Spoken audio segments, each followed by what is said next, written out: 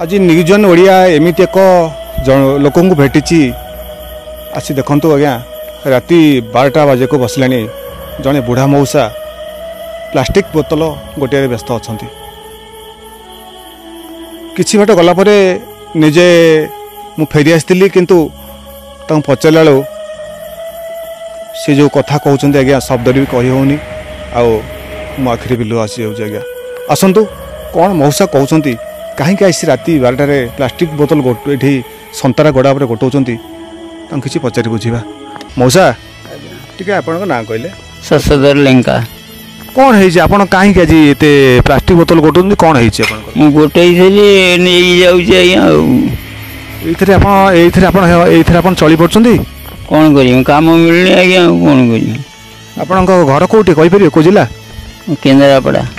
केन्द्रापड़ा कौ गाँ पटामुंडी नरेन्द्रपुर पट्टामुंडी नरेन्द्रपुर आज्ञा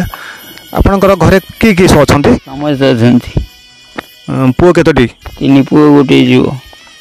पुओ मैंने कौन कौन करती आज्ञा पानी पाइप काम करती 2 पुओ कहीं बर्तमान को सी जानी ना बापा आम ये कुजंग अंचल साइड प्लास्टिक बोतल गोटेकरी पेट पोषी पारुनी एवं फुटपाथ रे शोची हाट घरे शोचती वर्षा पवन पड़ रही जानना बापा आज ये असुविधा रही पुआ मैंने खबर पाई ना हाँ पाई कौन कहले कौन बापा कौन कह आप पुआ मैंने कौन कहले कहले ना किसी कहले ना शुणी पारे जड़े वयोज्येष्ठ व्यक्ति राति 12टा पाखापाखि है यही संतरागड़ा पाखे किसी प्लास्टिक बोतल गोटाऊँ 2टा दाना खाइबे बोली पेट को 2टा भात खाइबे बोली किंतु घरे 3 पुओ कहीं पुओ ना भी बुढ़ा को पचारा को नाराज किंतु से बर्तमान हाट घरे शुओ क्या फुटपाथ शुओ कुजंगे एमती सहीकि जीवन काटुंट सतर कौन आज्ञा ए समाज रे एमती बाप अवहेलित हेबे मौसा ये जो बोतल गोटाऊँ आप राति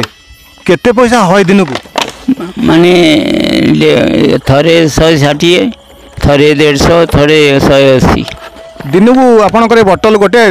केते टंका रोजगार है हाँ 400 500 500 टंका घर भड़ा पैसा होनी ना घर भड़ा नु घर नहीं आज्ञा कौटी शोचती बस स्टैंड रे आज्ञा शुणी पारुथिले ये वृद्ध मौसा जन करुणा कहानी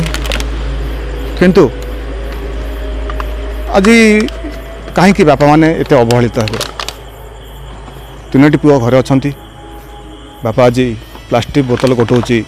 राति 12टा पाखापाखि हम यही संतरागड़ा शुणी पारे बापा से करुण कहानी।